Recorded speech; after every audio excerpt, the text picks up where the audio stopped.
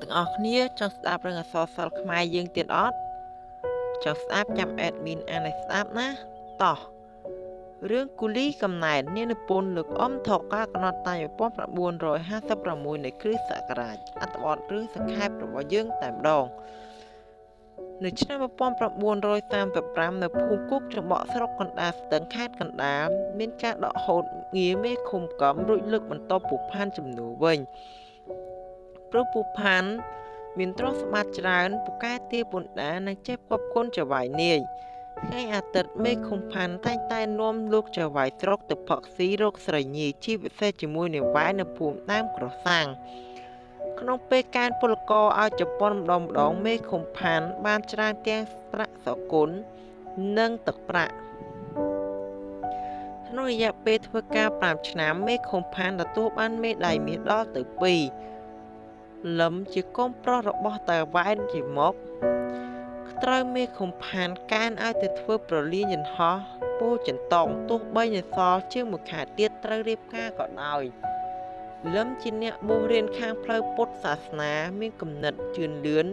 មានជំនឿសមហេតុផលទៅលើទស្សនកម្មផលការយល់ដឹងការងាររាក់ជ្រៅនៅក្នុងសង្គមលឹមបានជឹមជាបាសកខោជើងនៅបាសាព្រះត្រពាំងជួយណែនាំពេលទៅកំណែននៅជួរចិនតុងមេឃុំផាន់និងលោកចៅហ្វាយស្រុកមានរបាយកលអាក្រក់ចង់បាននឹងហេងដែលឲ្យយាយចាន់ធ្វើជាមេអណ្ដើកនាំយកបណ្ណាការមកទិញទឹកចិត្តនឹងហេងការនេះមិនបានសម្រេចមេឃុំផាន់ក៏ប្រើវិធីគម្រាមកំហែងថាឲ្យប៉ូលីសមកចាប់នឹងហេងយកការមិនស្រួលពូស្វាយមានពតក៏នាំនឹងហេងយកទៅលាក់ទុកនៅផ្ទះតាង៉ែនយីមុកដែលជាដន្លងរបស់គាត់មិនអាចលាក់កំបាំងតាង៉ែនយីមុកក៏ដាច់ចិត្តបរទេសនាំអនាគតកូនប្រសាកិច្ចទៅលក់អង្គរនៅភ្នំពេញរងចាំលឹមត្រឡប់មកវិញរៀបការតែម្ដងជាក្រកាចពេលយន្តហោះអាមេរិកទម្លាក់គ្រាប់បែកលើមូលដ្ឋានទ័ពជប៉ុនជាពិសេសត្រង់ចែកដីវត្តអូណាឡោមតែង៉ែជាមកនិងនាងហេងក៏ត្រូវស្លាប់យ៉ាងអណោចអធមដែលគ្រាប់បែកនោះទៅពេលបញ្ចប់ការងារនៅឯពោធិ៍ចិនតុងហើយលឹមក៏វិលត្រឡប់ភូមិកំណើតវិញពេលនោះលឹមត្រូវបាត់បង់អ្វីទាំងអស់ទាំងឪពុកម្ដាយគូតនសាក៏ត្រូវស្លាប់ទៀតជាមួយនោះអង្គបាំងថាវក៏រឹបអូសដីស្រែផ្ទះសំបែងដើម្បីកាត់សងបំណុលខ្មោចឪពុក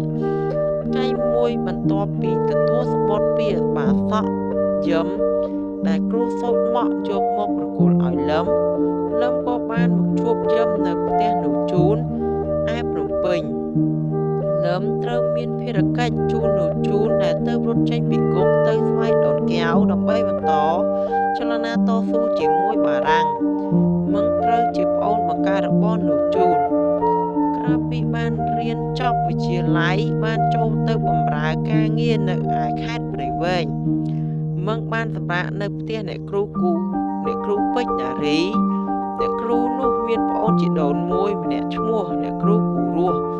មឹងនិងអ្នកគ្រូគូរស់តែងតែនាំគ្នាដើរកម្សាន្តនៅវាលស្រែប្រាំងហើយបានយកចិត្តថ្លើមគ្នាដោយស្មោះក្រោយមកមឹងបានទទួលសម្បត្តិពីអ្នកគ្រូនោះជូនជាបងឲ្យចូលព្រៃដើម្បីធ្វើការតស៊ូជាមួយគ្នាយប់នោះមឹងក៏សរសេរសម្បត្តិជាពាក្យកាព្យដាក់ក្រោមពុកទុកឲ្យអ្នកគ្រូគូរស់រួចក៏ចេញទៅតាមបងនៅឆ្នាំ1954សន្និសីទទីក្រុងសណែវបានបង្ខំឲ្យបារាំងប្រគល់ឯករាជ្យឲ្យមកប្រទេសកម្ពុជានិងប្រទេសនៅឥណ្ឌូចិន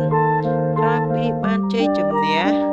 ស្រុកក៏ទទួលបានឯករាជ្យលឹមក៏ត្រឡប់មកភូមិកំណើតវិញជាមួយអ្នកតស៊ូឯទៀតចំណែកមឹងពិការដែលម្ខាងក្នុងពេលតស៊ូហើយក៏សុខចិត្តរស់នៅបង្កប់មកកាន់ផលស្រុកលើដំណឹងនេះធ្វើឲ្យអ្នកគ្រូគូរស់កាន់តែពេញចិត្ត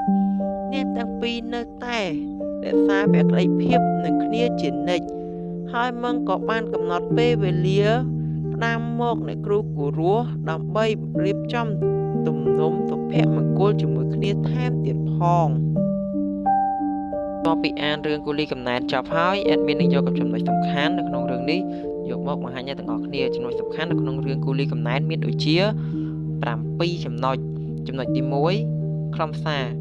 រឿងបង្ហាញពីជីវិតដំណាក់កាលនៃមនុស្សដែលមានភាពទុក្ខព្រួយក្រីក្រនិងតស៊ូក្នុងការរស់នៅ2តួអង្គសំខាន់គូលីកំណែតប្រជាជនក្រីក្រនិងតួអង្គផ្សេងៗទៀតបង្ហាញពីសង្គមអំណាចនិងអត្រាក្រីក្រចំណុចទី3បញ្ហាសង្គមមានភាពអយុត្តិធម៌ការបំពាននិងភាពខ្វះខាតរបស់ប្រជាជននៅក្នុងការប្រែប្រួលជីវិតចំណុចទី4សីលធម៌និងការអប់រំលើកទឹកចិត្តឲ្យយល់ដឹងថាការអប់រំសីលធម៌គឺជាគន្លឹះ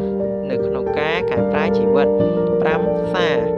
ជំរុញឲ្យមនុស្សចេះអត់ធ្មត់តស៊ូនិងប្រឹងប្រែងដើម្បីបដិសេធភាពក្រីក្រនិងការលំបាកចំណុចទី